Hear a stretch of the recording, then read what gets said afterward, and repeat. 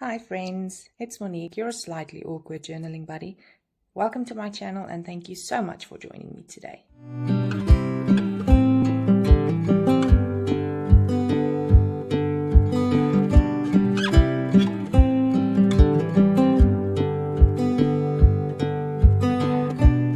Today I'm going to be making a junk journal out of an old book cover. So I removed all the paper inside the book and I actually used one of the papers that I removed in the book, which I think is quite nice. I know people might feel gutting a book is not a good idea, but some of these older books, they don't sell, they don't get read, so they end up just getting either thrown away or, not used at all, or just sitting in boxes. I've got tons of these, so it's like old storybooks.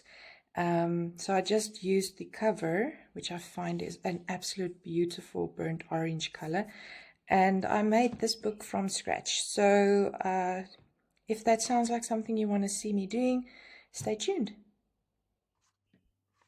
I have always wanted to try my hand at repurposing an old book cover into a junk journal, so I'm excited to do this with you.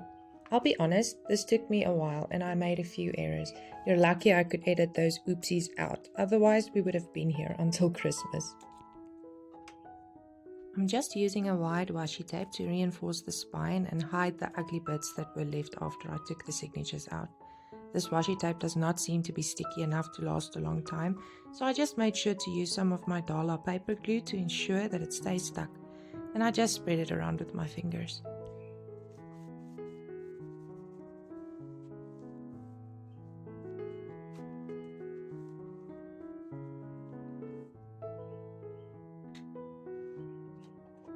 I inked the edges on the inside of the book to make it look more grungy, but the end result isn't grungy at all. I don't really know what style this is.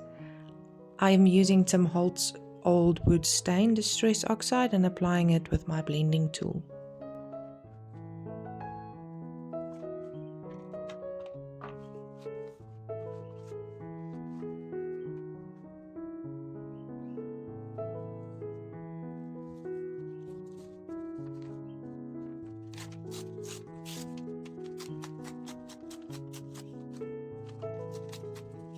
Now for one of my favorite parts, designing the cover.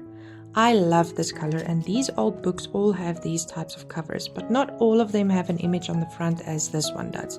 Since I don't want a silhouette of a man on my cover, I'm opting to use a selection of scrap paper.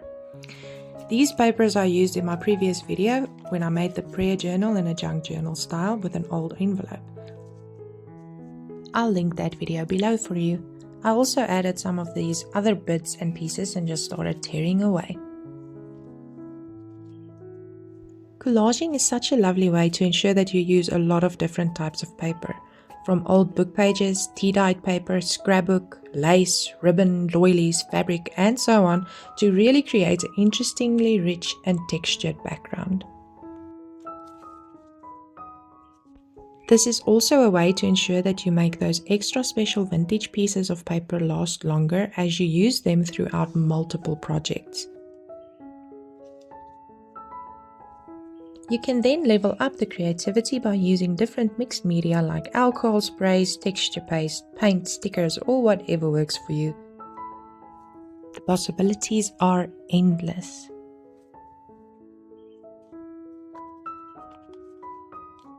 I inked some of the edges and then just glued the pieces to the cover.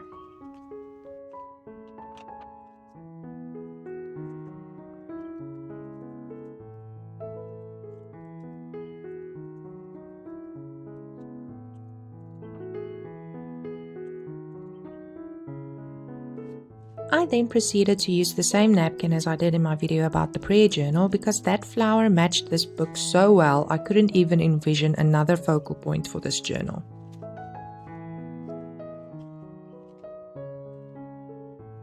I ripped roughly around the edges of the flower and I decoupaged the napkin onto the cover by mixing 2 parts white PVA glue with 1 part water. After mixing, you simply paint the glue mixture over the napkin and it will stick down.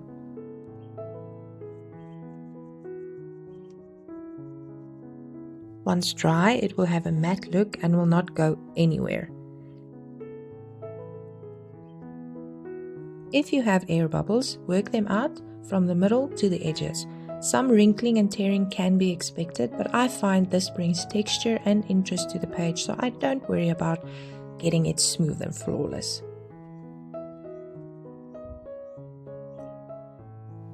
To cover the spine of the book, I used a small piece of upholstery trim, which also matches the color of the book perfectly. A lot of my fabric, lace and ribbon stash I received from my grandma, and this trim was among those gems. I just glued it down with some stronger glue and aligned it nicely.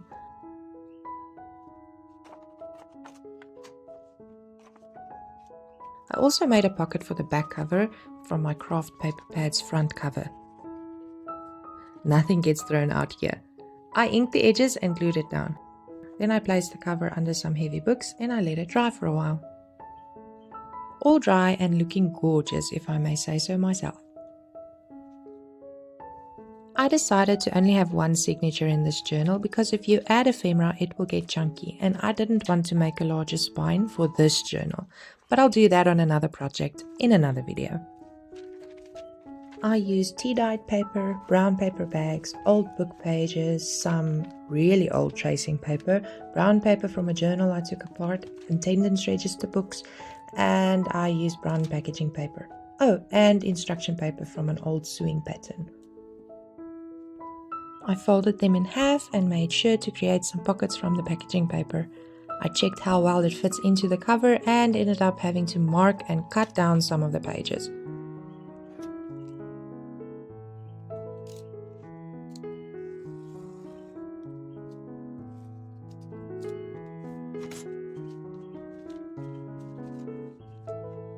Now they fit perfectly, ready to be sewn in.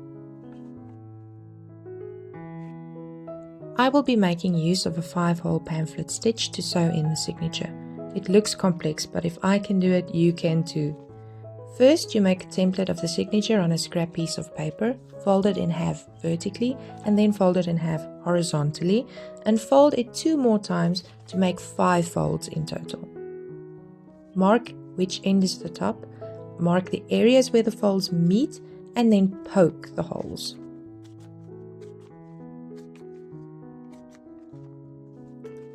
Secure the pages of the signature with paper clips or any other clips you may have on hand. Make sure the fold is tight and that everything is right side up. Place the temple in the fold and poke holes in the signature.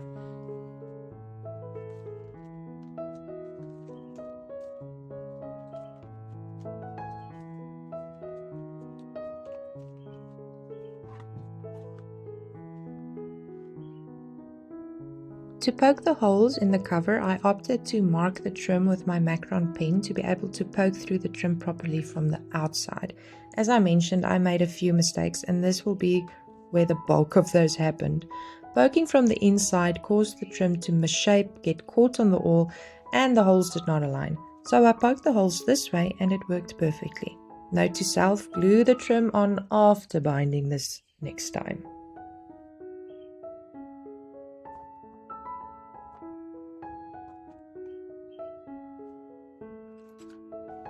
I used industrial wool my grandma gave me in this yellow orangey color, and I measured 3 lengths of the book, then doubled it for extra strength. After threading my needle, the sewing can begin. Don't you just love when the thread goes through the needle on the first try? A pamphlet stitch is a versatile stitch that can be used to bind signatures into a cover. You can do a 3-hole, 5-hole or 7-hole stitch and so on, but as long as you have an uneven number it will work. You start by going into the middle hole from the inside of the book, going into the next hole from the outside in.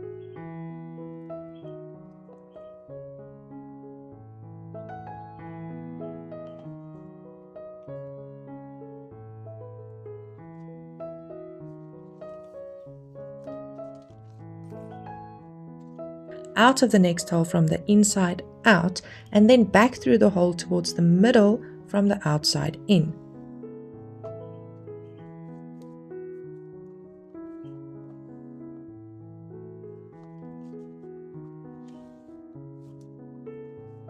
skip the middle hole and go through the next hole from the inside out.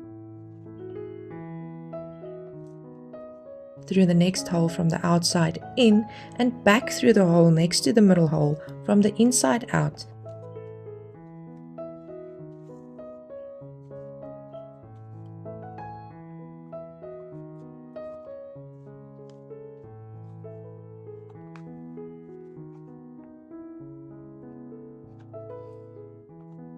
And then lastly through the middle hole from the outside in. I hope that makes sense, and I'll put a picture on the screen now for you as well.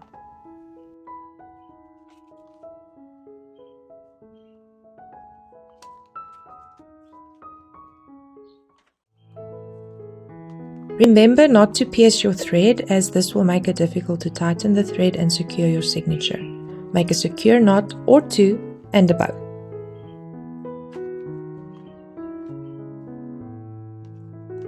This can be infuriating, but when you're done, you'll have a sense of accomplishment.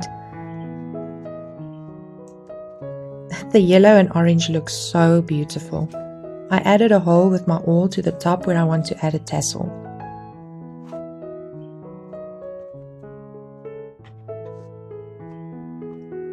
I inked the outside edges of the cover to make it look grungy, and now it's on to the tassel.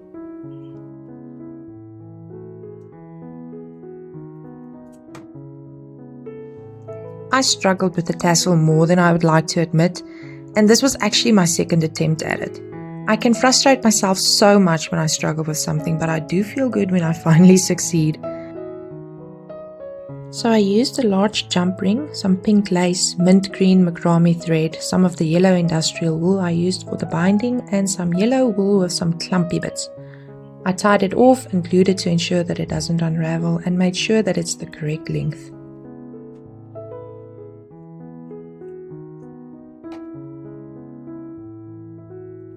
I rummaged through a tin of odds and ends that I have on my table. It's like a scrap tin with small tidbits, and I added some silver charms to the tassel. I thought about adding more beads to the tassel, but I was so frustrated at this point, I just skipped it.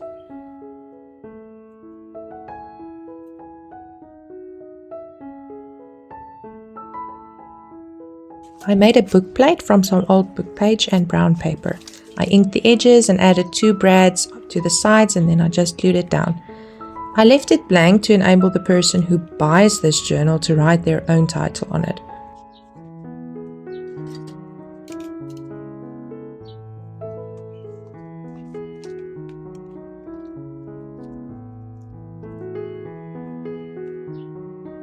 I secured the tassel to the book with a small jump ring, and I felt like the pocket on the back of the journal needed a little something, so I did some stamping and I used my micron pen to doodle some fake stitches.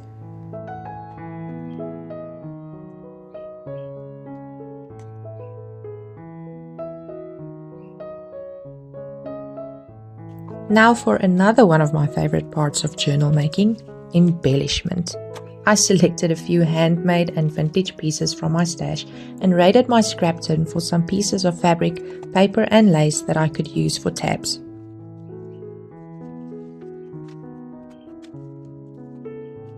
I tried my best to balance the amount of ephemera I put into it, not to make it too chunky. I bound the brown paper bag upside down and had to rethink the pocket, so I glued the bottom shut and cut the side open. I just love an unexpected challenge.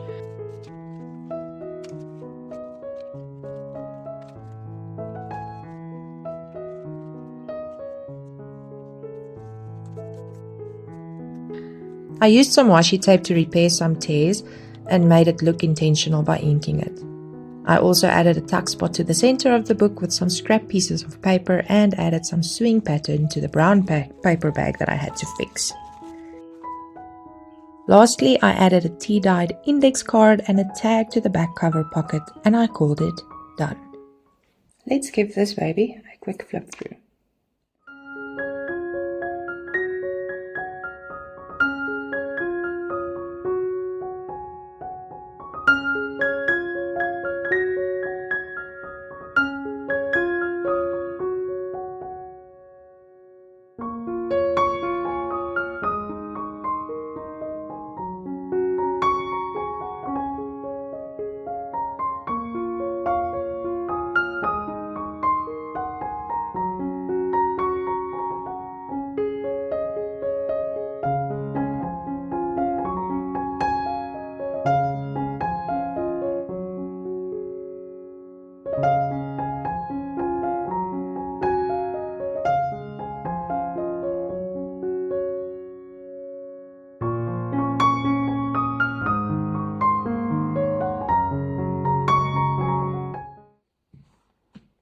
absolutely love junk journaling because you make use of every single piece of scrap that you can think of. If you can use it within a book or on paper, it makes sense.